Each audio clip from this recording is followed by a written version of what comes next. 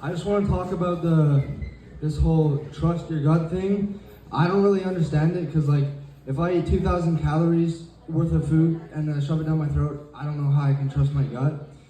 Or, like, your gut's supposed to tell you about instinct, but it's also where, like, the shame and trauma from eating KFC chicken lives, so... yeah, believe me, I'm totally a doctor. And, I think some people are like jumbo beanbags with 2 legs. I don't blame them, that's genetics. Who made our taste buds love the taste of cheeseburgers? Like it's our last meal on earth? I don't get it. I think like our mouth goes through luxury and our intestines just go through like a war zone.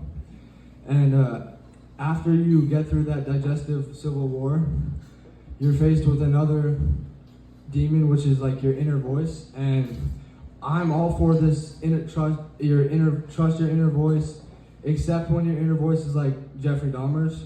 And I hear his voice, I can almost hear it. It's like, let's go to a gay bar, find a guy, drug him, take him home, Build-A-Bear him, then put his body parts as collectibles. And I just think to myself, that's not self-care, that's a freezer full of action figures. So, yeah. But not all inner voices are serial killers. Some of them, just paint sunflowers and slowly unravel. Some painters like imagination, but Van Gogh, no, his inner voice said, no, get deranged slowly and calmly. And I can just picture him painting and thinking, what do I need? Blood, sweat, and half an ear.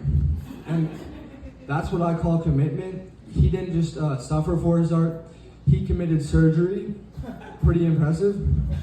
And then we have Trump, and Trump, his inner voice is also a madman, but it's just him echoing himself, so pretty impressive. He's the first person to argue with his own ego, which is pretty impressive, because his inner voice would be like, oh, you're doing a good job, and he'd be like, wrong. I'm always been doing a good job. Everyone says you're the best.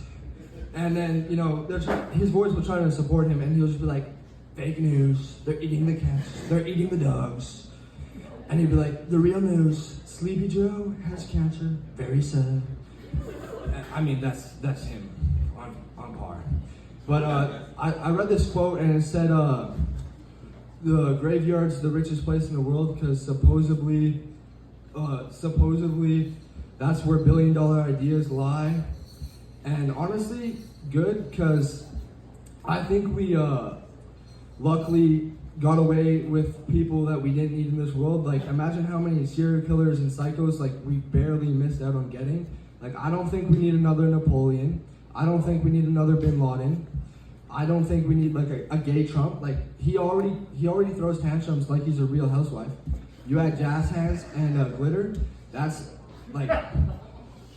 a sassy queen with like sequels. He's a supervillain, and it's just, I mean, the truth is, we don't need everyone's voices, because otherwise our world would be overrun with like tyrants and serial killers. But sometimes if your inner voice works out, that's good, but sometimes it doesn't work out, and your instinct just sounds like a magic 8-ball with commitment issues, which is okay.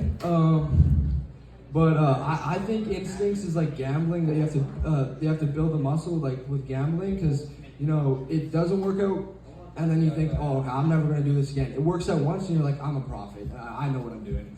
And I was born like 50-50. Like I had a stroke in the womb, and it's not that cool, but I think when I was born, that God found out what edibles and weed was, and he was just like, oh, this plant, it makes you feel this way. Wow. And then he was like, oh, damn, there's a baby. And then, he just started smashing buttons and just started making me like creating me like a character, and he was just like, give him a few disabilities, not too many for people to notice, just for people to be confused. So now I walk around like a Sims character, a glitched Sims character with like great eyebrows, but yeah. Yeah, that's my time, thank you.